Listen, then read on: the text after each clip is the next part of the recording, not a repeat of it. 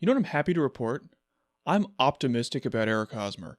I was pretty resigned to him being a guy who hit way too many ground balls, who did not have, who barely hit league average in terms of OPS, doing so at the premier offensive position of first base.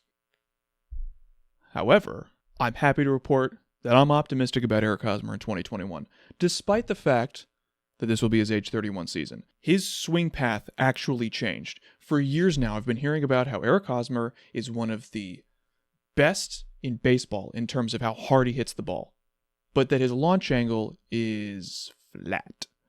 Eric Hosmer is the type of hitter who would have done really well before the shift when there was AstroTurf. We don't play in that game.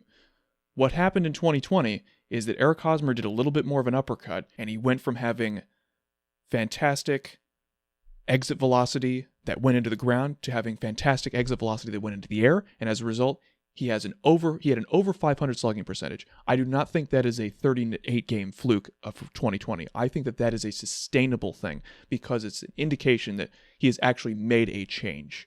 You know, I was resigned to the Padres paying Eric Hosmer to basically be the leader of the team. Because let's get real, that's why they're overpaying him, is because he was the leader of two Royals teams that went to the World Series. And the analytics people may underrate the presence of a veteran who has experience in the postseason.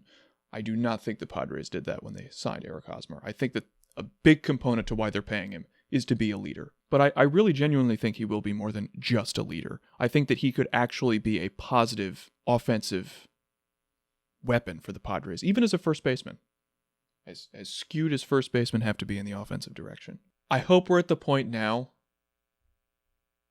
where Eric Hosmer is not hitting against left-handed pitching.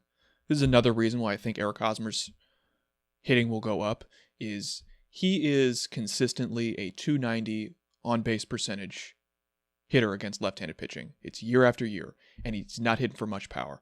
I think we're at the point where between Jake Cronenworth, who can, against lefties, he was solid against lefties in 2020.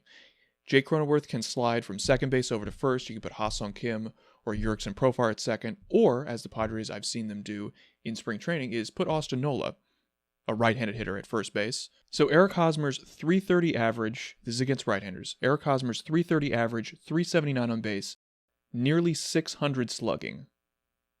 I think that that will take up a greater share of his at-bats. Those are his 2020 stats against right-handed pitching. I think that that will take a greater percentage of his at-bats than in previous years where he's hitting far too frequently against left-handed pitching. Oh, by the way, I said his on-base percentage. His on-base percentage against left-handed pitching in 2020 was 249. His on-base, not his average, his on-base percentage was 249. Jace Tingler cannot put Eric Hosmer in the lineup against left-handed pitching.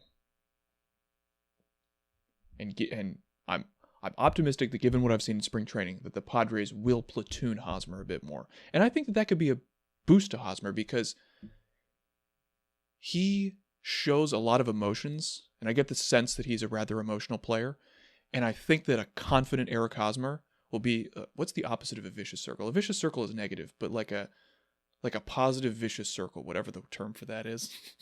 I think Eric Hosmer having the vast majority of his plate appearances coming against right-handed pitching, I think that will boost him, and it will be a thing that boosts what I think will already be a better 2021 performance because of his greater uppercut.